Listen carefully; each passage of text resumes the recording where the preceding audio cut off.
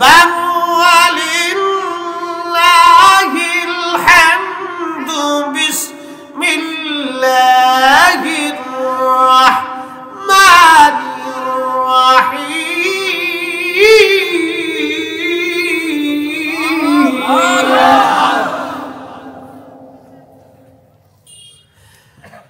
ملة أبيكم إبراهيم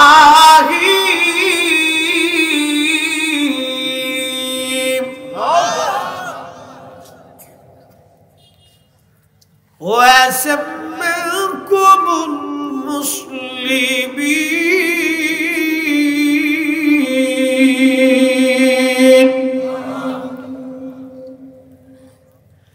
খুব মনোযোগ দিন।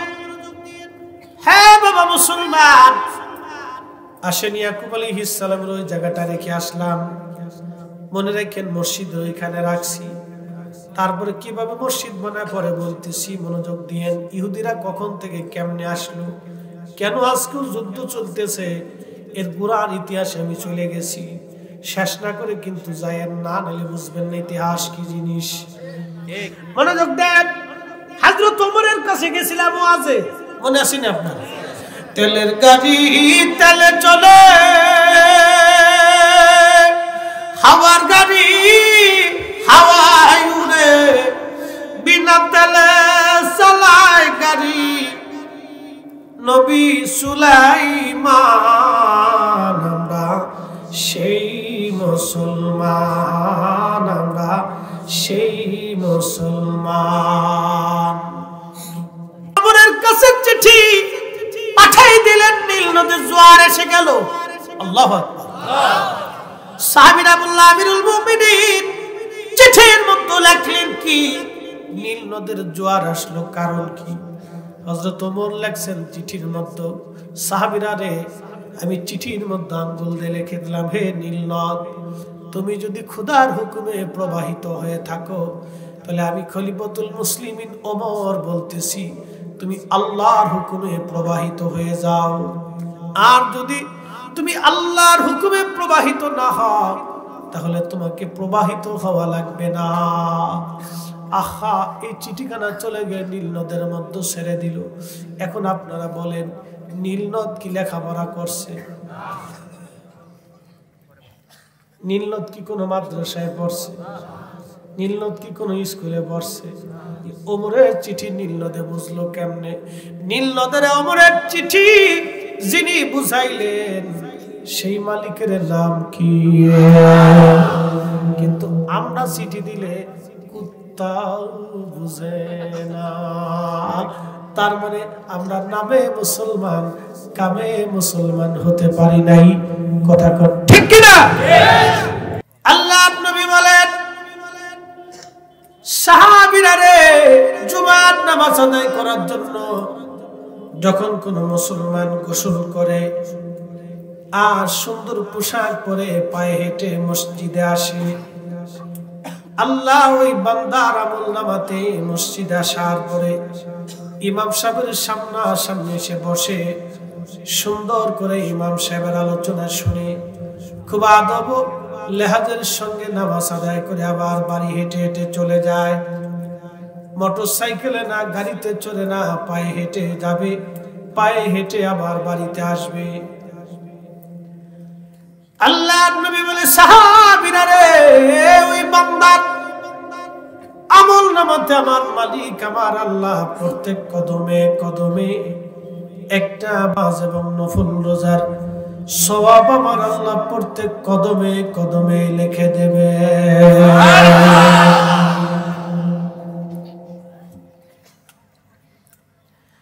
জুমার নামাজের ফজিলত প্রথম জুমা থেকে পরের জুমা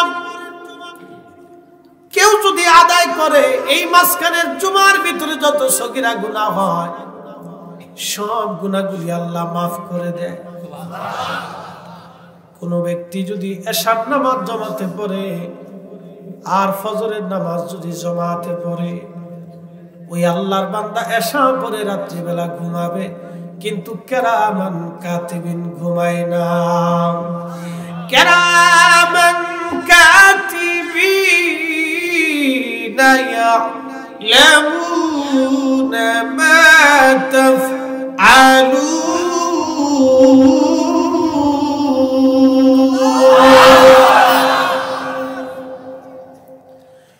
আল্লাহ বলেন কিরামান কাতিবিন, তুমি কি করো না করো কিরামান কাতিবিন সব জানে।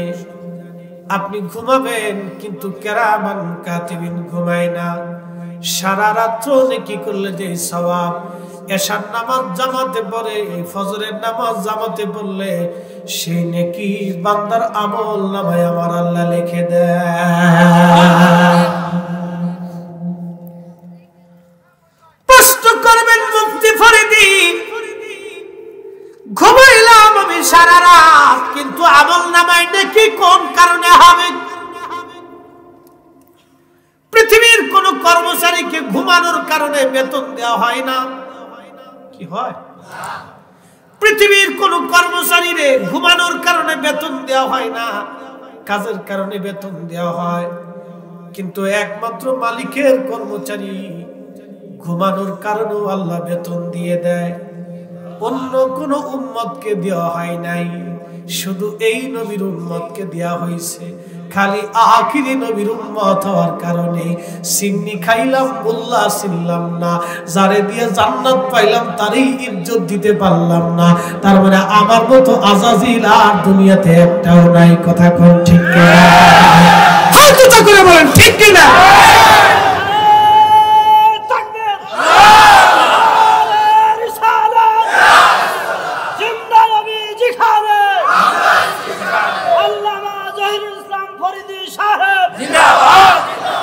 তুমি মোদের আশার আলো, তাই তো তোমায় বাসি ভালো।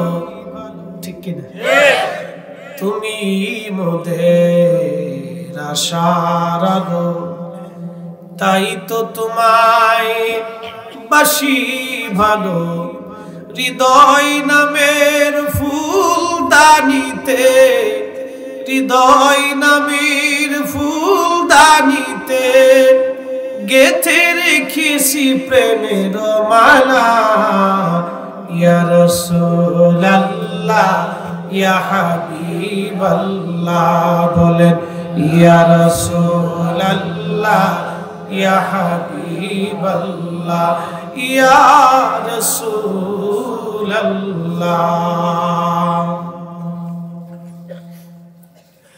হযরত মুসা নবীর উপরে তাওরাত নাজিল করলেন আল্লাহ। যেই তাওরাত বর্তমানে ইসরায়েলরা ব্যবহার করে, আসল তাওরাত না, তারা তাওরাত নকল করে ফেলছে। হযরত ঈসা আলাইহিস মুসা নবীর উপরে তাওরাত নাজিল হলো। হযরত মুসা নবী তাওরাতের মধ্যে লেখা দেখে একটা বিশেষ উম্মত আল্লাহ পাক দিয়েছে, সব উম্মত থেকে 70 গুণ মর্যাদা আল্লাহ বাড়াইছে। মুসা নবী ডাকতে বলে রব্বুল আলামিন ওই উম্মত আমারে দিয়ে দাও। আল্লাহ ডাকতে বলে না রে মুসা, এই উম্মত তোমার জন্য বরাদ্দ না, এই উম্মত আমার আখিরি নবীর জন্য বরাদ্দ করছি। মুসা নবী ডাক দেখে না, উম্মতের গুণ যদি 70 গুণ বেশি হয়, না জানি নবীর গুণ কত বেশি হবে। আল্লাহ আমার ওই নবীর উম্মত বানায় দাও। তেলের গাড়ি তেলে চলে,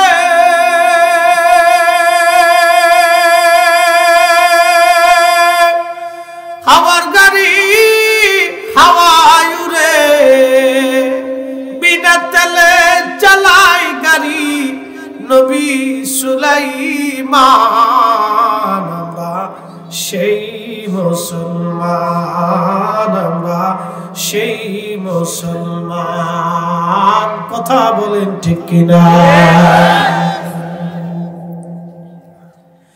আমরা তো সেই মুসলিম, কিন্তু মসজিদের জুতা চুরি করে নেই। চিন্তা করে, মসজিদের জুতা জুতা কোন চুরি করে নেই আমরা সেই মুসলমান। মাহফিলেও জুতা চুরি হয়। আমার মনে পড়ছে তোর মাহফিল করার পরে 200 টাকা দিত, 100 টাকাও দিছে। আবার অনেকে সালাম দিয়ে কত হুজুর পরে দেখা করবেন, আজ পর্যন্ত দেখা হয় নাই। বুঝতে পারছেন? ওই সময় অনেকগুলি মাহফিল করে 1600 টাকা জুতা কিনছিলাম।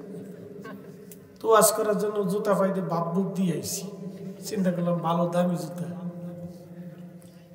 জুতা রাখে ওয়াজ করে মোনাজাত করে নিচে নেমে দিয়ে আমার জুতাই নেই।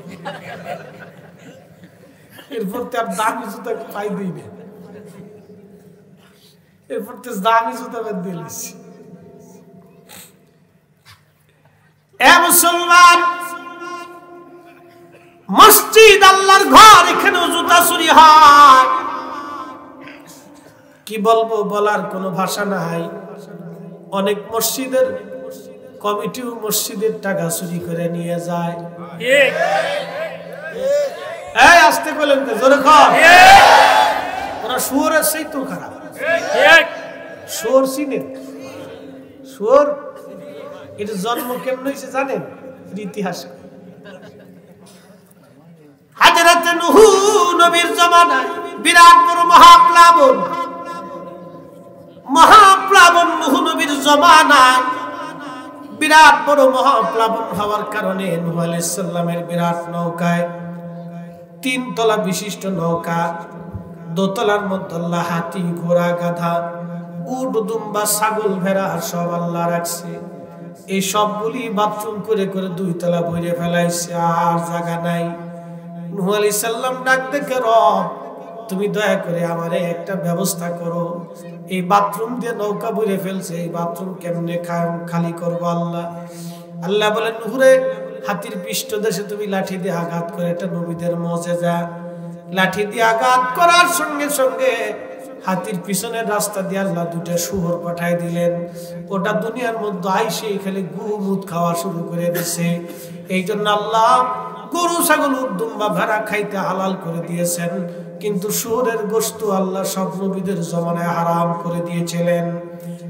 আর পবিত্র জিনিস আল্লাহ খাইতে বলেছেন, হারাম আল্লাহ নিষেধ করে দিয়েছেন। শুয়োরের গোশত যেমন হারাম, সুদের টাকা দিয়ে গরুর গোশত এরকম একই রকম হারাম। ঘুষের টাকা দিয়ে খাসির গোশত একই রকম হারাম। তফাৎ আছে? আল্লাহ হালাল খাইতে বলেছে, হালাল, হালালের জিন্দেগি হালাল।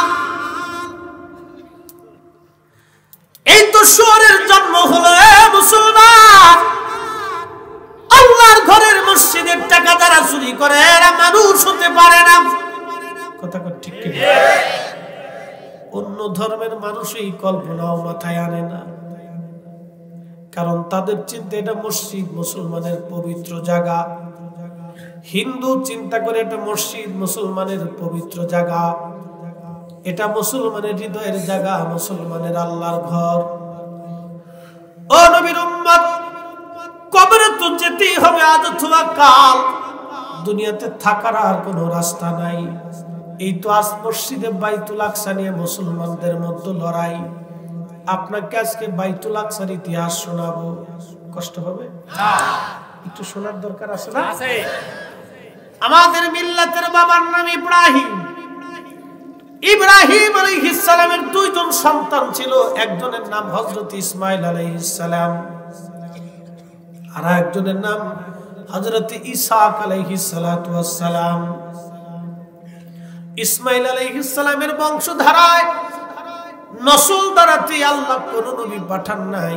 শেষ জামানাতে আল্লাহ একজন নবী পাঠাইলেন, তিনি আমার আপনার নবী রাহমাতুল লিল আলামিন। জোরে বলা যাবে কি মারহাবা? तमाम পৃথিবী এক পাল্লা,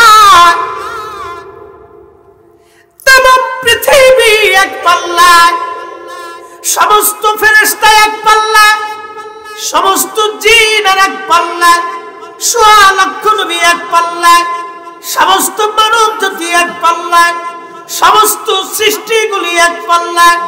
আমার নবীকে পাল্লায় দেন। ও কইরার মুসলমান, উল্লাপাড়ার মুসলমান, বলে যান তো আমার নবীর ওজনের সমান কি হবে? হাত উঁচা করে বলেন হবে, জোরে বলেন হবে। তাহলে ওই নবীর তাজিম করার জন্য কোনো দলিলের প্রয়োজন নাই, নবী নিজেই দলিল। এটা কার কালাম? আল্লাহ। আলিমতু মিম আলিমতু কাফ আলিমতু ইয়া আইন হা সিসওয়াত আলিমতু। জিবরাইল বলেন ইয়া রাসূলুল্লাহ আপনি কি করে জানেন? বলে আলামাতুস আমি জানি না। নবী ডাক দিয়ে বলেন জিবরাইল তুমি জানবে না, কারণ আমি নবী। যিনি নাজিল করলেন তিনি আল্লাহ, যার কাছে নাজিল করছেন তিনি আমাদের নবী। যিনি পাঠাইলেন তিনি মাত্র জানেন, যিনি জিবরাইল নিয়ে আসলেন তিনিও জানতেন না। যার কাছে পাঠাইলেন তিনি আমাদের নবী জানতেন। আমার নবীর এলেম নিয়ে যারা প্রশ্ন তুলে, নবীর জ্ঞান নিয়ে যারা কথা বলে, ওরাই বর্তমান ইহুদিদের দালাল। সন্দেহ? আপনি বেজার খুশি হন, কিছুই করার নাই। আমি কোরআন থেকে বলতেছি, এই কোরআন পাহাড়ে রাখলে পাহাড় গলে গলে মিসমার হয়ে যাইতো। এই কোরআন আল্লাহ তার নবীর কলবের মধ্যে জমা করেছে, তো নবীর কলবের ওজন কত? হায় হায় হায়, নবীর কলবের পাওয়ার কত রে! ওই কলবের সঙ্গে কাল মিলাইয়া, ওই কলবের দিকে মুতওয়াজ্জু হইয়া, নবীর প্রেমের চোখের পানি দিয়া জীবন দিয়ে যারা দুনিয়ার থেকে কবরে চলে গেছে, এই জন্য তাদের দেহ মাটিতে খায় না, পোকায় ধরে না। তারা ওলি ওলি ওলি এই কোরআন বলে। আলা ইন্না আউলিয়া আল্লাহি লা খাউফুন আলাইহিম ওয়ালা হুম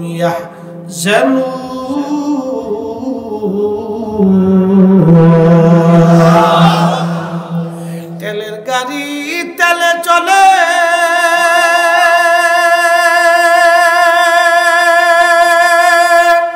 হাওয়ার গাড়ি হাওয়ায় উড়ে, বিনা তেলে চালায় গাড়ি নবী সুলাইমান। আমরা সেই মুসলমান, আমরা সেই মুসলমান।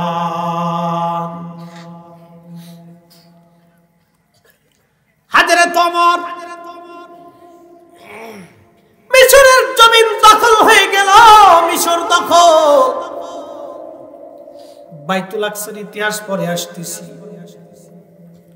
আসেন না চলে যাবেন। বাইতুল আকসারটা আসতেছি, হারা রাত পাওয়া যাবে না। কালকে আমার অবরোধ আছে, জালার ভিতরে ভরে গেছি আমরা। এই যে না বললেই নয়, রাজনীতি আমার ফাংশন না।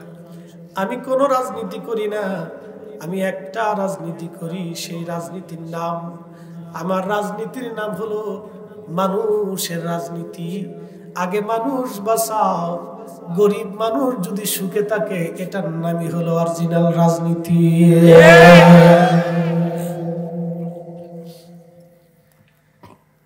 আল্লাহর কোরআন বলে মান কতালা নাফসান বিগাইরি নাফসিন আও ফাসাদিন ফিল আরদি ফাকান্নামা কতালান নাস জামিআ। তুমি যদি একজন নিরপরাধ মানুষ মারো, আহা গাড়ির মধ্যে পেট্রোল বোমা মারা হলো, ওখানে কত গরিব মানুষ আছে। এমনও মানুষ আছে বাজান, একজন মানুষের রুজিতে একটা ফ্যামিলি চলে। কি ভাব কথা বলেন? একজন মানুষের রুজিতে একটা ফ্যামিলি চলে। ওই একটা মানুষের দিকে সন্তানরা তাকায় থাকে, বাবা বাড়ি আসবে, বাবা বাজার করে আসবে, লোকটা আগুনে দগ্ধ হয়ে গেল। বলেন ওই বাচ্চাদের হাহাকার কে শুনবে? দুনিয়ার কোনো আদালত না শুনলে মালিকের আদালতে জমা হয়ে যাবে। দুনিয়ার কোন আদালতে ফয়সালা না হলে আসমানের আদালতে ফয়সালা হবে। হবে, সাগর শুকাবে, আল্লাহর কোরআন মিথ্যা হবে না, কোরআনের আইন চেঞ্জ হবে না।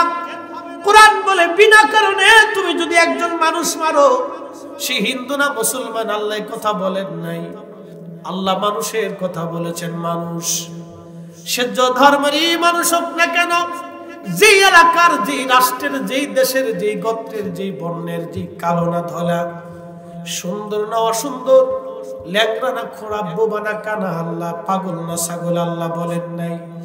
আল্লাহ একটা কথা বলেছেন, একজন নিরপরাধ মানুষকে তুমি যদি মারো, হত্যা করো, তাম দুনিয়ার মানুষ মেরে ফেললে যে অপরাধ হবে, একজন নিরপরাধ মানুষ মেরে ফেললে সেই অপরাধ তোমার আমলনামায় আমার আল্লাহ চাপায়ে দিবে। না না, সুবহানাল্লাহ, নাউজুবিল্লাহ। তাম পৃথিবীর মানুষ মেরে ফেললে যে গুনাহ, একজন নিরপরাধ মানুষ মারলে সেই গুনাহ। এরপরেই কোরআন আবার বলতেছে, একজন নিরপরাধ মানুষকে তুমি যদি হত্যা থেকে বাঁচায় দাও, হত্যা থেকে যদি বাঁচায় দাও, তামাম ফাহিয়ান নাস জামিয়া, তামাম দুনিয়ার মানুষ বাঁচাইলে যেই নেকি আমলনামায় হবে, একজন নিরপরাধ মানুষ বাঁচায় দিলে সেই আমলনামায় নেকি হয়ে যাবে।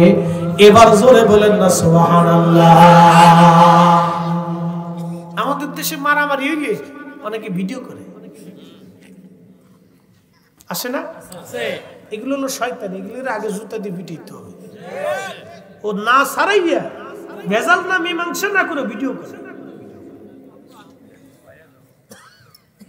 কি কঠিন পরিস্থিতির মধ্যে যে আমরা আসি, এটি এক ধরনের মনস্তাত্ত্বিক মহামারী, এটি অ্যাবনরমাল মহামারী, মনস্তাত্ত্বিক মহামারীর মধ্যে পড়ছি।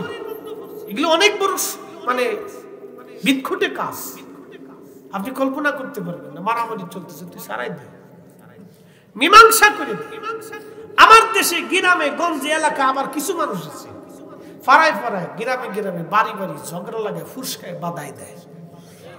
এটার নাম কোরআনে বলছে, হাদিসে বলছে সুগলখোর। কি খোর? শুয়োর খোর, সুদ খোর, হারাম খোর, জিনাখোর আর তো সুগলখোর। কোন খোরের মধ্যে তফাৎ নাই, সবকটাই একবার হারাম খোর। কি কথা কন ঠিক কিনা? এরা মানুষ, মানুষ হইয়া ভবেতে আসিয়া মানুষের করিলাম কি? আমি নবী না মানিলাম, কি যে ভুল করিলাম। আমি কোরআন না মানিলাম, কি যে ভুল করিলাম। ভস্মে ঢালিলাম ঘি, মানুষ হইয়া ভবেতে আসিয়া মানুষের করিলাম কি? একটা গাড়ির মধ্যে আগুন লাগাই দিলেন, একজন মানুষের সারা জীবনের সম্বল ওই গাড়িটাও হতে পারে। কি কথা কর না কেন? অনেক কষ্ট করে একজন মানুষ একটা গাড়ি কিনে, একটা গাড়ির নাম 50 লক্ষ টাকা হতে পারে, একটা গাড়ির দাম 30 লক্ষ টাকা হতে পারে, একটা গাড়ি 70-80 লক্ষ টাকা হতে পারে। একজন মানুষের সারা জীবনের জমানো সম্পদ আপনি আগুন দিয়ে পোড়াইলেন। দুনিয়ার আদালতে আপনার হয়তো বিচার হবে না, কিন্তু আল্লাহর আদালতে রিহাই পাওয়ার সুযোগ নাই। কথা কোন ঠিক কিনা? সুযোগ নাই। মুসলমান মানুষ হওয়া লাগবে, মানুষ। মানুষ হইয়া ভবেতে আসিয়া মানুষের করিলাম কি? দুই দল পিডে পিডি করে মারামারি করে একজন আর একজনকে মারে, কেমন জানেননি? মানুষ কুত্তায় কুত্তায় মারামারি করলো, এক কুত্তায় আর এক কুত্তারে কিন্তু মার্ডার করে না। কি করা দেখছেন? পাখি পাখি মারামারি করে, এক পাখি আর এক পাখির মার্ডার করে না, মেরে ফেলে দেয় না। গরু গরু মারামারি করলো, এক গরু আর এক গরুর হত্যা করে না, কিন্তু মানুষ মানুষে মারামারি করলে হত্যা করে। আহা, এরা মানুষ। মানুষ হইয়া ভবেতে আসিয়া মানুষের করিলাম কি, মানুষ হইয়া ভবেতে আসিয়া মানুষের করিলাম কি। উল্লাপাড়ার মুসলমান বলছিলাম হযরত ওমরের কথা। কোরআন কত ওজন, এই কোরআনের ওজন বুঝাইতে দেখা হযরত ওমরের কাছে চলে গেলাম। আবার ফিরে আসবো জায়গা মতো।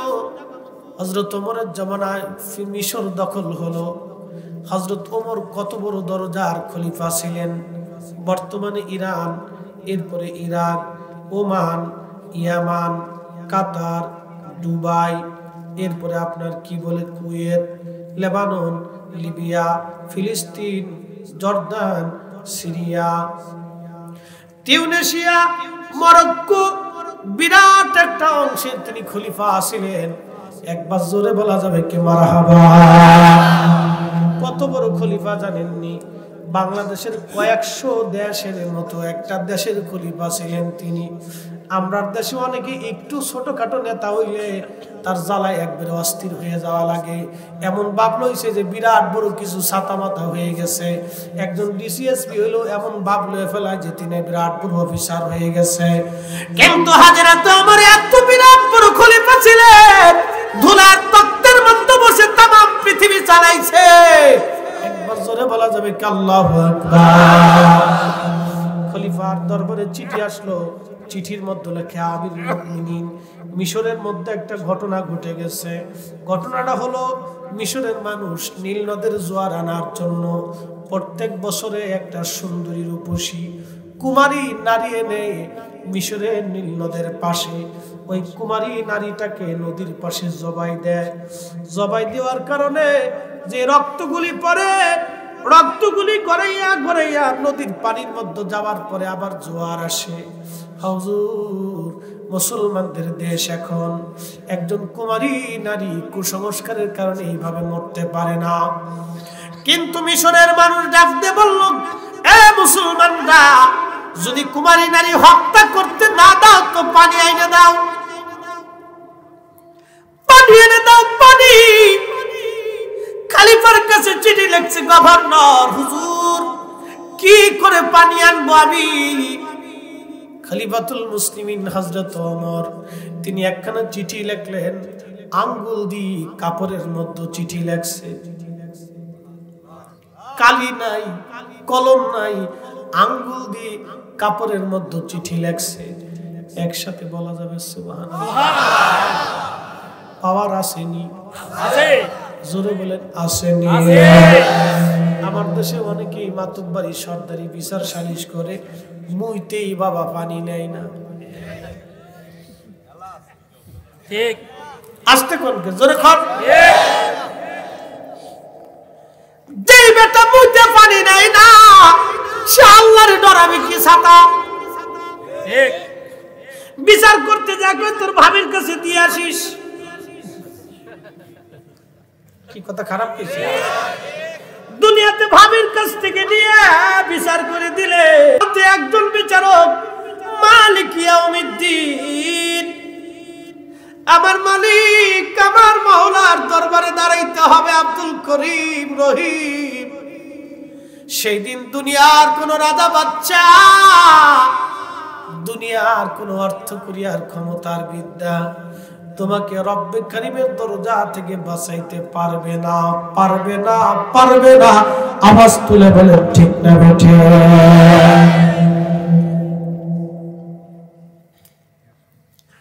উল্লাপাড়ার মুসলমান হযরত ওমর চিঠির মধ্যে লেখছে, আঙ্গুল দিয়ে চিঠিখানা লিখে দিলেন। গভর্নরকে বললেন, গভর্নরকে বলবে চিঠিখানা নীল নদের মধ্যে ছেড়ে দিয়ে যেন চলে আসে। গভর্নরের কাছে চিঠি গেল, চিঠিখানা গভর্নর নিয়ে নীল নদের মধ্যে ছেড়ে দিয়ে চলে আসলো। ওই যে নীল নদের জোয়ার আসলো, আজ পর্যন্ত 1450 বছর পার হয়ে গেল, নীল নদে নতুন করে জোয়ার আনার জন্য চিঠি দেওয়া লাগে নাই। কোন খুব সুন্দরী রূপসী নারীও হত্যা করা লাগে নাই। একবার জোরে বলা যাবে আল্লাহু আকবার। আরে নবীর গোলাম ওমরের কথা যদি নদীতে শুনে রে, নবীর গোলাম ওমরের কথা যদি নদীতে মানে রে, তাহলে আমার নবীর ইজ্জত কত। এই জন্য মুসা নবীকে আল্লাহ আমার ওই নবীর উম্মত বানাও।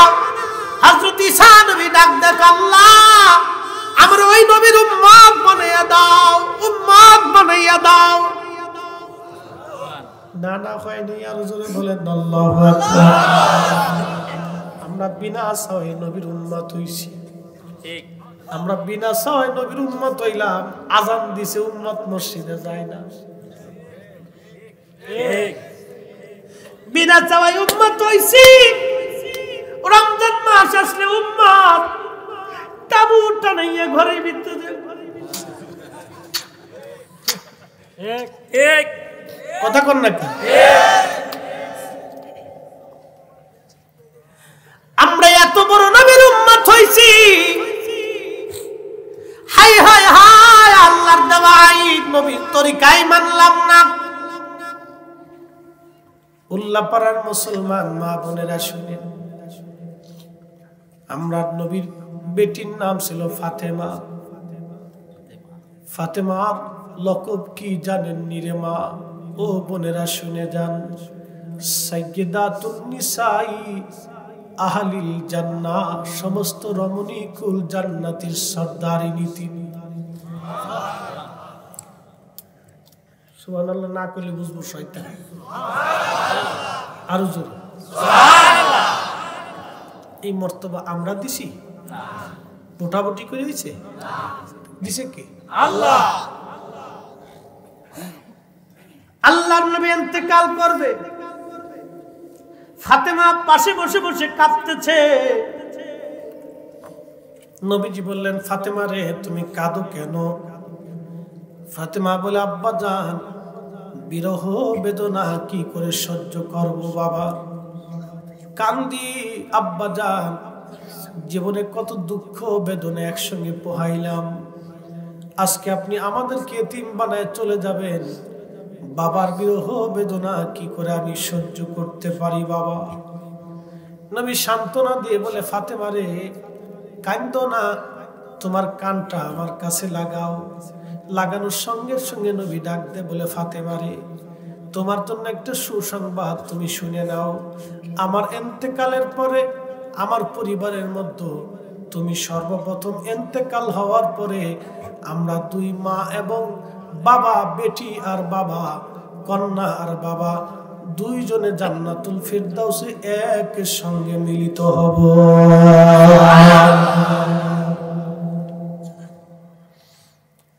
হে নারী সমাজ, সেই ফাতেমার ঘরের বিছানা ছিল মাত্র একটা কম্বল আর একটা চৌকি। গায়ে লাগাইলে পা বের হইতো, পায়ে লাগাইলে মাথা বের হয়ে থাকতো। বালিশ ছিল খেজুরের সুবলার বালিশ, চামড়ার ভিতরে বলে সুবলা দিয়ে বালিশ বানানো হয়েছিল। এই বালিশে ফাতেমা সারা জীবন মাথা রেখে ঘুমাই গেছে।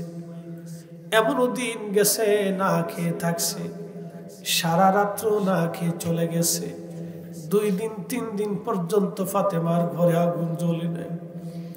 একদিন বড় ক্ষুধা নিয়ে ফাতেমা বাবার কোলে বাবার বাড়িতে আসছে। ঘরের দরজার মধ্যে টোকা লাগাইছে।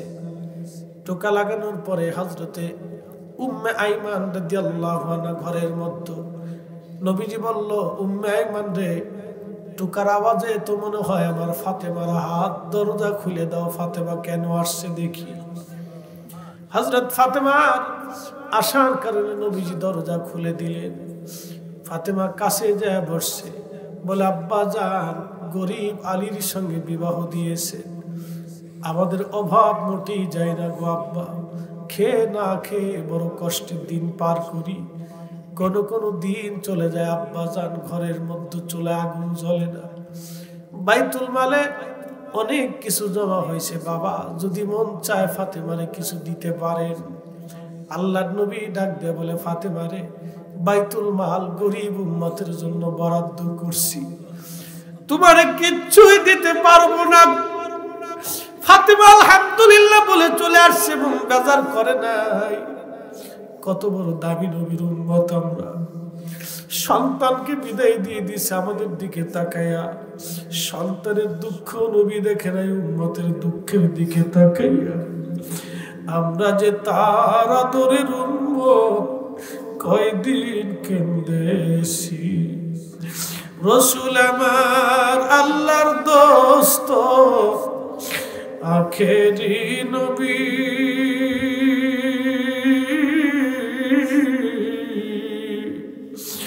আমরা যে তার আদরের উম্মত, কয়দিন কেঁদেছি।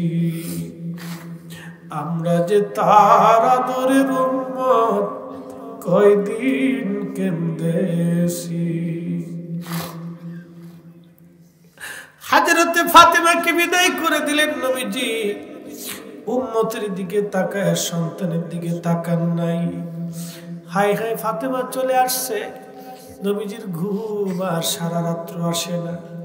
একবার ডানে মোড় দেয়, বামে মোড় দেয়, কলিজার টুকরা সন্তানকে বিদায় জানাইছে, কিছুই হাতে দেয় নাই। আল্লাহ নবীর সারা রাত্র ঘুম আসলো না। নবীজি ঘুমাইতে পারলেন না। রাত্রিবেলা আমার আল্লাহ জিব্রাইলকে পাঠাই দিছে, জিব্রাইল যাও, আমার নবী ঘুমাইতে পারতেছে না, বুঝছি সন্তানের মায়া। তুমি যাই বলো ফাতেমার এসে মাহরুম করে দিচ্ছে, বাইতুল মাল থেকে কিছুই দেয় না। গরিব উম্মতের দিকে তাকাইয়া ফাতেমা কলিজার টুকরা মেয়েটাকে নবী বিদায় করেছে। চিৎকার মেরে জোরে বলবেন কি ইয়া রাসূলুল্লাহ। হায় হায় হায়, সেই নবীর উম্মত আমরা।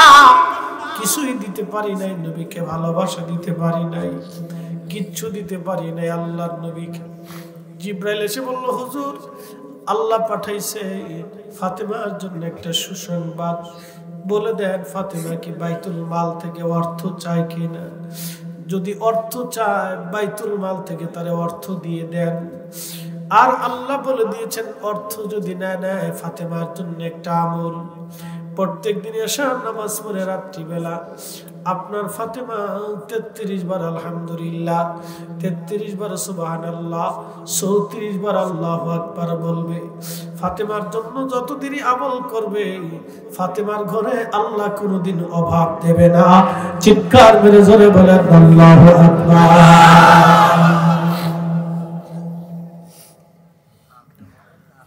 তুমি মোদের আশার আলো, তাই তো তোমায় বাসি ভালো। তুমি মোদের আশার আলো, তাই তো তোমায় বাসি ভালো। হৃদয় নামের ফুলদানিতে, হৃদয় নামের ফুলদানিতে গেথে রেখেছি প্রেমের মালা। ইয়া রাসূলুল্লাহ, ইয়া হাবিবাল্লাহ, ইয়া রাসূলুল্লাহ, ইয়া হাবিবাল্লাহ, ইয়া রাসূলুল্লাহ।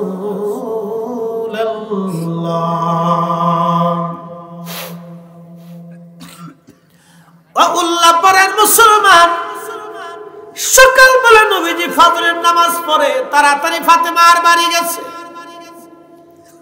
ফাতেমার বাড়ি যাইয়া ফাতেমার ঘরে ঢুকছে। ফাতেমা হালাল সালাম দিয়ে বাবাকে বসতে দিলেন চৌকির উপরে। আব্বাজান কি জন্য ফাতেমার ঘরে আসছে? নবীজি ডাক দেখায়, ফাতেমারে তোমারে ফেরত দিয়ে দিলাম, কিছুই দিলাম না।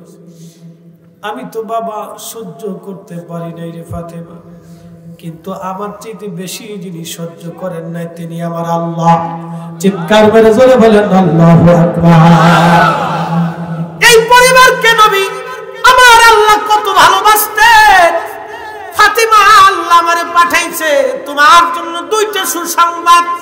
তুমি কি বাইতুল মাল নিবা না দোয়া নিবা?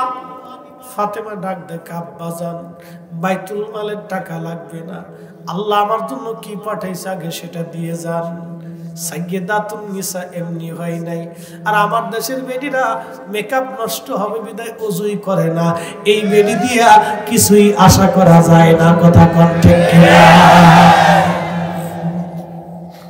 কয়রার এলাকায় খুঁজে দেখেন কয়টা মেয়ে ঠিক মতো নামাজ পড়ে, দেখেন তো খুঁজে খুঁজে। আজকে ফিলিস্তিনের নারীদের দিকে তাকান, ওরা জিহাদ করে। কথা কোন ঠিক কিনা? ওদের বাচ্চারা জিহাদ করে, ওদের সন্তানরা জিহাদ করে। ওরে আমার বাংলাদেশের মেয়ে, তোমার চাইতে হাজার গুণ সুন্দরী ফিলিস্তিনের নারীরা। কি কথা কোন? হাজার গুণ সুন্দরী, মেকআপ ছাড়া সুন্দরী ওরা। কেন সুন্দরী জানেননি? এবার জায়গায় ইতিহাসে চলে যায়। এই ফিলিস্তিনের নারীরা হলো আম্মাজান সারার বংশ, হযরত মারিয়ামের বংশ। হযরত মারিয়ামের জন্ম বাইতুল আকসায়। মারিয়ামের আব্বার নাম হযরত ইমরান, ওনার স্ত্রীর নাম হযরতে হান্না। ঈসা নবীর নানার নাম ইমরান আলাইহিস সালাম, ঈসা নবীর নানির নাম হযরতে হান্না আলাইহিস সালাম। ঈসা নবীর মায়ের নাম হযরত মারিয়াম। এই বাইতুল আকসায় ফিলিস্তিনে তাদের জন্ম। হযরত ইব্রাহিম খলিলুল্লাহ ফিলিস্তিনে থাকতেন। আম্মাজান সারা ছিলেন এই ফিলিস্তিনের রাজার মেয়ে। আম্মাজান সারা ছিলেন বিশ্ব সুন্দরী। হযরত হাওয়া আলাইহিস সালামের পরে আম্মাজান সারার মতো এত সুন্দর কোন নারীর জন্ম হয় নাই। এই নারীর বংশধর এই ফিলিস্তিনের মানুষ, এই জন্য ওরা অনেক সুন্দর। একবার জোরে বলবেন কি আল্লাহু আকবার।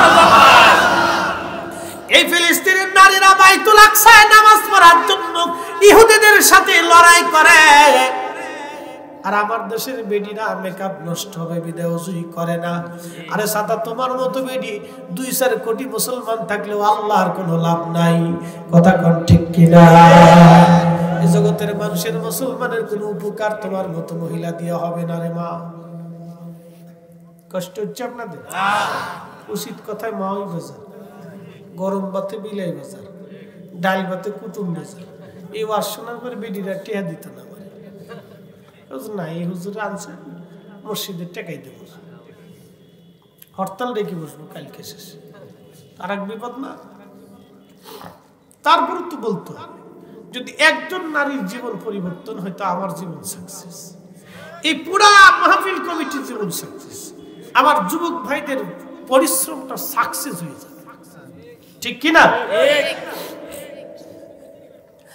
এই ফিলিস্তিনি নারীরা কেন এত বড় ইজ্জতওয়ালা, কেন এত বড় দেমাগওয়ালা? শুনে বাইতুল আকসার একটি ইতিহাস। হযরতে ইব্রাহিম খলিলুল্লাহর 2 জন বিবি, একজন আম্মাজান হাজেরা, তিনাকে আল্লাহ পাক পাঠাইলেন মক্কায়। সন্তান ইসমাইল, এই বংশধারা অনুযায়ী আমার নবীজি। আর একজন স্ত্রীর নাম হযরতে সারা, তিনাকে আমার আল্লাহ দিলেন বর্তমান ফিলিস্তিন। এই অঞ্চলটাকে আগে হারান বলা হতো। হারান কি বলা হতো? হারান। এই অঞ্চলটাকে আগে হারান বলা হতো। হারান। এই হারানে হযরতে ইসহাক আলাইহিস সালামকে আল্লাহ পাঠাইলেন। হযরত ইসহাক আলাইহিস সালাতু ওয়াস সালাম, ওনাকে আল্লাহ 2টা সন্তান দিলেন। একটা সন্তানের নাম হযরতে ঈস, আর একটা সন্তানের নাম হযরতে ইয়াকুব। হযরত ঈস ছিলেন বড়, ইয়াকুব ছিলেন ছোট। 2 জন যমজ জন্ম নিয়েছিলেন। হযরত ইসহাক আলাইহিস সালাম, তার 2টা বেটা ঈস এবং ইয়াকুব। তবে ইসহাক আলাইহিস সালাম ঈসকে খুব আদর করতেন, আর ওনার স্ত্রী ইয়াকুবরে বেশি আদর করতেন। ইয়াকুব ছিলেন ছোট, ছোট ছেলের মা বেশি আদর করে, বড় ছেলের বাবা আদর করে। এরকম আছে না? অনেক জায়গায় আছে। অনেক সময় এই স্বামী স্ত্রী ঝগড়া, এই করিমের মা তোমার ফুতরে ঠিক হইতে কইও, কিন্তু নিজে কিছু কয় না, খালি করিমের মায়ের ধাক্কা। তোমার ফুতরে ঠিক হইতে কইও, তোমার ফুত বালা না, তোমার বড় ফুত বালা না। এটা ব্রাহ্মণবাড়ির ভাষায় কইলাম আর কি। কম মনোযোগ দিয়ে হযরত ইসহাক একদিন ডাক দেখা, ইসরে ভালো মন্দ কিছু খাইতে মন চায়, বেটারে কিছু ভালো খাবার যদি আনো আমি তোমার জন্য একটা বিশেষ দোয়া করে দিয়ে যাব। এই কথাটা শুনছেন হযরত ইয়াকুবের মা। শোনার পরে ডাক ডাকা, ইয়াকুব রে বেটা, আজকে একটা সুবর্ণ সুযোগ, তোর আব্বারে ভালো কিছু খাওয়াইলে দোয়া করে দিবে। সঙ্গত কারণে হযরত ইসহাক আলাইহিস সালাম অন্ধ হয়ে গিয়েছিলেন, চোখে দেখতেন না, অন্ধ হয়ে গেছিলেন, চোখে দেখতেন না হযরত ইয়াকুব ইসহাক। তো ইয়াকুব আলাইহিস সালাম মাকে বলতেছে, মা আব্বা তো বড় ভাইকে কিছু ভালো খাবার আনতে বলছে, আমি যদি নিয়ে যাই, যদি আব্বা টের পায় তাহলে আমার জন্য তার দোয়া করবেন না? কয় বেটা না, তুই খাবার নিয়ে যাবি, ভালো একটা দুইটা ছাগলের বাচ্চা, একবারে সুন্দর নাদুস নুদুস ছাগলের বাচ্চা দেখে জবাই করে গোশত বানায় ফিরাই টেরাই করে ভালো করে রান্না করে নিয়ে যাবি। নিয়ে যাওয়ার পরে সামনে উপস্থাপন করবি আর বলবি আব্বা খাবার নিয়ে আসছি। যদি জিজ্ঞাসা কে খাবার আনছো, তখন বলবি আপনার ছেলে। নাম কবি নিয়ে কবি পুলা, নাম কিন্তু কইছি আগে খাওয়া, পরেরটা পরে দিস। খাওয়াইছে, ছাগল জবাই করার পরে ওই ছাগলের পশম চামড়া হযরত ইয়াকুবের শরীরে লাগাই দিলেন। লাগাই দেওয়ার পরে হযরত ইয়াকুব আলাইহিস সালাম কে, মা ছাগলের চামড়া আমার গায়ে কেন লাগান? কয় বেটারি ইসের শরীরে মোটা মোটা পশম, যদি তোর আব্বা তোর গায়ে হাত দেয় তাহলে বুঝবে তোর গায়ে পশম আছে, তুই ইস। তোর দোয়ার তো দরকার, কহ মা দোয়া তো লাগবেই।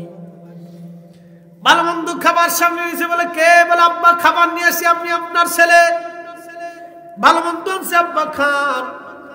খাওয়া দাওয়া শেষ, কয় বেটা আমার কাছে আসো, তুমি তোমার ভালো মন্দ খাওয়াইলে। গায়ে হাত দিছে, দেখে পশম। কয় বেটা কি দোয়া করবো? আব্বা আপনি দোয়া করে দেন, ভালো মন্দ খাওয়াইছি। এখন যতই গায়ে হাত দিক, কণ্ঠ তো আর পরিবর্তন করা যায় না। ডাক দেখে, বেটা রে তোর শরীরে তো পশম মনে হয়, কিন্তু কণ্ঠ তো ইসের না, কণ্ঠ তো আমার ইয়াকুবের। আব্বা খাওয়াই ফেলছি, দোয়া করে দেন। যা বেটা দোয়া করে দিলাম, আল্লাহ যেন তোর নবী বানাইয়া দেন।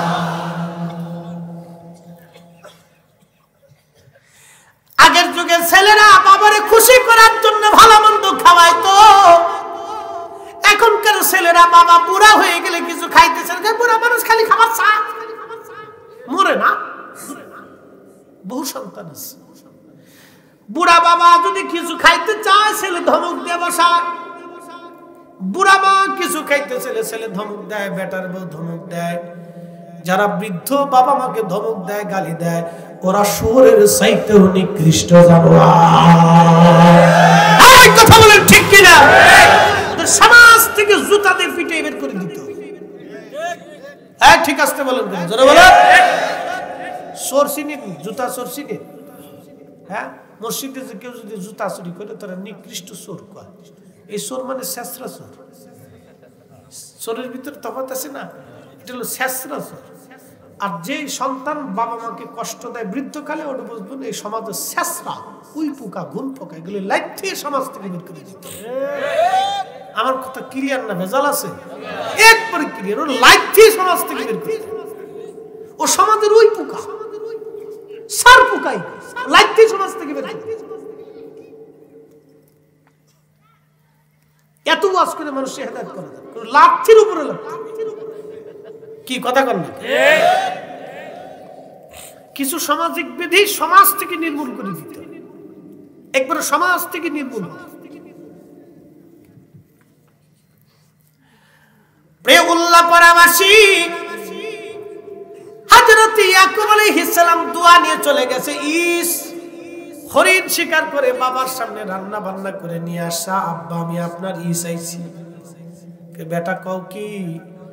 আগে তো ইয়াকুব দোয়া নিয়ে চলে গেছে, তুমি পরে আসলা, দেরি করলা কেন? আব্বা আমি তো জঙ্গলে গেছিলাম হরিণ শিকার করার জন্য, দেরি হয়ে গেছে। বেটারে ইয়াকুব তো দোয়া, বিশেষ দোয়া, নবীর দোয়া নিয়ে চলে গেছে। হযরত ইস ডাক দেখ, আব্বা ইয়াকুব তো দোয়া নিয়ে চলে গেল, আমি কি কিছুই পাবো না? বলতেছে হ্যাঁ বেটা তোমার জন্য দোয়া করে দিব, কিন্তু নবুয়তের দোয়া তুমি আর পাইলা না। বলে আব্বা আমার এই দোয়াটা ইয়াকুব যেহেতু নিয়ে গেছে, তাহলে আপনি সাক্ষী থাকেন আল্লাহর কসম, ওরা যদি আমি সামনে পাই তাহলে ওরে জবাই করে ফেলবো, হত্যা করব। হাই হাই, এই কথা বলে ফেলার পরে ইয়াকুবের মা ডাক দেখ, ইয়াকুব রে তাড়াতাড়ি তোর মামার বাড়ি চলে যা, তোর বড় ভাই যদি তোরে পায় তাহলে আজকে তোরে খুন করবে, ভাই ভাই মারামারি করবে, যুদ্ধ হয়ে যাবে। হযরত ঈসা আলাইহিস সালামের কাছে যায়, কয় স্বামী গো ঘটনা তো ঘটে গেছে, এটা এখন কি করব? আপনি অনুমতি দিলে আমার ইয়াকুব রে তাড়াতাড়ি মামার দেশে হারানে পাঠাই দেব, বর্তমানে এই ফিলিস্তিনের এলাকা হারানে পাঠাই দিতে চাই। ঠিক আছে তাড়াতাড়ি দাও। হযরত ইয়াকুব রওনা দিছে। বর্তমানে যে বাইতুল আকসা মসজিদ, এই মসজিদে আসার পরে রাত্রি হয়ে গেল। এই সেখানে যে মসজিদটা যেখানে, এইখানে একটা পাথর ছিল, এই পাথরের উপরে মাথা দিয়ে হযরত ইয়াকুব আলাইহিস সালাম ঘুমাইছে। স্বপ্নের ঘরে দেখতেছে আল্লাহর আকাশ থেকে একটা সিঁড়ি ওই পাথর বরাবর এসে নামছে, আর আল্লাহর রহমতের ফেরেশতারা পাথর ওই সিঁড়ি বেয়ে বেয়ে পাথরের কাছে আসে, আবার আসমানে উঠানামা করে। আসমান থেকে রহমত নিয়ে পাথরের কাছে আসে, আবার চলে যায়, আবার আসে, আবার চলে যায়। ঠিক এমন সময় আল্লাহ ডাক দিছে, ইয়াকুব আমি তোমাকে নবী বানাইলাম, তোমাকে নবুয়ত দিলাম। ঘুম ভেঙে গেল ইয়াকুব আলাইহিস সালামের। ঘুম ভাঙার পরে ওই পাথরের উপর তেল ঢাললেন, জায়গাটা শনাক্ত করে আল্লাহকে বলেন, আল্লাহ আমি তো এই জমিন ছেড়ে চলে যাচ্ছি আমার মামার এলাকাতে, যদি কোনোদিন এই বাইতুল আকসায় বা এই এলাকায় যদি আমি ফিরে আসি, যেই পাথরের উপরে মাথা রেখে নবুয়ত পাইলাম, যেই পাথরের উপরে ঘুমাইয়া আমি স্বপ্ন দেখলাম, নবুয়ত পাইলাম, নবুয়তের দৌলত পাইলাম, আল্লাহ এই পাথরের এখানে আমি একটা বাইতুল্লাহ বানাবো, মসজিদ বানাবো। জোরে বলা যাবে কি মারহাবা। অতএব যারা মসজিদ বানায়, মসজিদ বানাইতে যারা সহযোগিতা করে, তাদের জান্নাত হবে নবীদের সাথে। জোরে বলবেন কিনা মারহাবা। যারা মসজিদ বানায়, মসজিদ বানাইতে সাহায্য করে, তাদের জায়গা হবে নবীদের সাথে জান্নাত। আসতে হয়ে গেল না? আরো জোরে। মুতে ধরছে, চলে যাবেন? আসেন না ইনশাআল্লাহ? আর 15 মিনিট সময় দিবেন ইনশাআল্লাহ। হ্যাঁ কেবল উঠলাম, কত সময় গেছে পার হয়ে জানেন? জিন্দেগি তোর যাইরে ফাঁকি দিয়া রে সোনার জিন্দেগি তোর। দেখেন এক ওয়াজের ভিতরে আর এক ওয়াজ দিলে, এটা ওয়াজ করতাম না তো, বুঝেন না? এই ওয়াজ হাশেম ভাই করে গেছে, বেলালের ওয়াজটা আমাদের হাশেম ভাই করে গেছে। এই ওয়াজটা আমি আবার কেন করতে যাব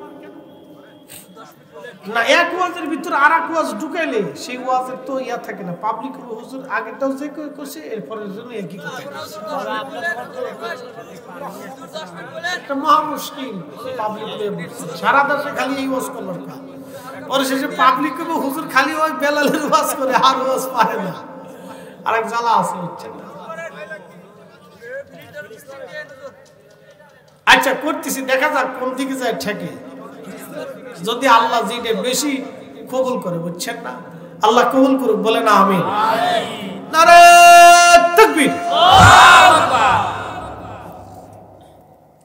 বসে থাকতে হবে, উঠা চলাফেরা করলাম কিন্তু ওয়াজ করতে হবে, কারণ অনেকে এই যে একটু বসে মুতে ধরে গেছে, উঠবেন না। আমি একবারে বেশি লম্বা টাইম করবো না, একটু বসতে হবে, একটা নির্দিষ্ট সময় পর্যন্ত করার পরে আমি দোয়া করবো আপনাদেরকে নিয়ে। একটু বেশি টাইম না তো, একবারে বেশি রাত হয়েছে তা কিন্তু না। আমাদের জীবনের কত রাত চার দোকানে চলে যায় না ভাই? ফুটবল খেলার সময় তো এই রাতের পর রাত চলে গেছে। মেসি খালি গোল দাঁড় দেওয়ার পরে লুঙ্গির কাপড়ও ঠিক থাকছে না। কতজনের উপরের লোক নিচের লোক উপরে উঠে গেছে পুরে ফাল কারে কয় তো ফালাইতে বলাইতে জান শেষ করে লাগছে মানে বিশ্বকাপ উনি পেয়ে গেছে আবার ব্রাজিল ঠেকে গেলে কান্তি কান্তি বেউস হয়ে গেছে পুরে বাপরে বাপ দুঃখ কারে কয় বউ মরলে এরকম কান্দে না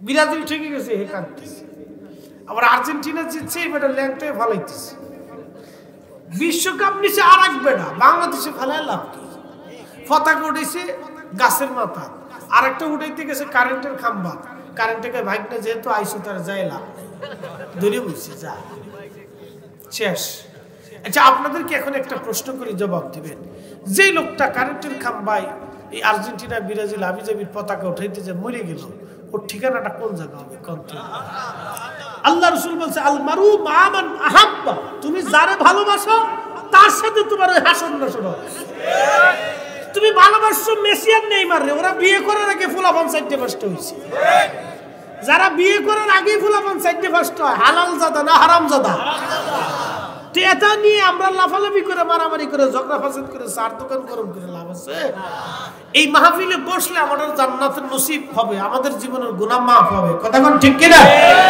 দোয়া পর্যন্ত আসেন ইনশাআল্লাহ একসাথে আবার বলেন আল্লাহু আকবার আল্লাহু আকবার ওয়ালিল্লাহিল হামদু বিসমিল্লাহির রাহমানির রাহিম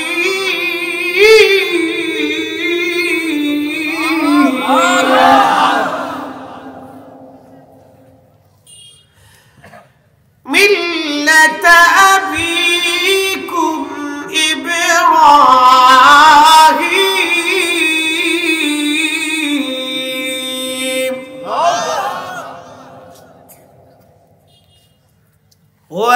وسماكم المسلمين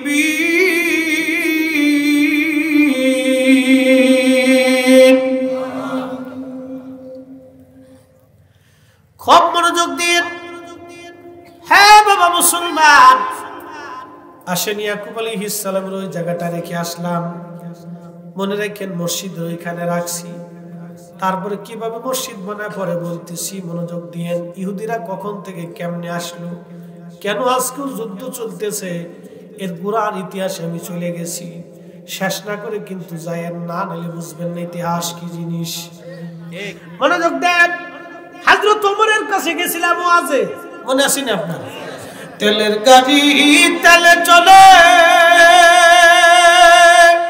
হাওয়ার গাড়ি হাওয়ায় উড়ে বিনা তেলে চালায় গাড়ি নবী সুলাইমান আমরা সেই মুসলমান আমরা সেই মুসলমান ওমরের কাছে চিঠি পাঠাই দিলেন নীল নদীর জোয়ার এসে গেল আল্লাহু আকবার সাহাবীরা বলল আমিরুল মুমিনিন চিঠির মধ্যে লেখলেন কি নীল নদীর জোয়ার আসলো কারণ কি হযরত ওমর লেখছেন চিঠির মধ্যে সাহাবীরা রে আমি চিঠির মধ্যে আঙ্গুল দিয়ে লিখে দিলাম হে নীল নদ তুমি যদি খোদার হুকুমে প্রবাহিত হয়ে থাকো তাহলে আমি খলিফাতুল মুসলিমিন ওমর বলতেছি তুমি আল্লাহর হুকুমে প্রবাহিত হয়ে যাও আর যদি তুমি আল্লাহর হুকুমে প্রবাহিত না হও তাহলে তোমাকে প্রবাহিত হওয়া লাগবে না আহা এই চিঠিখানা চলে গিয়ে নীল নদের মধ্যে ছেড়ে দিল এখন আপনারা বলেন নীল নদ কি লেখাপড়া করছে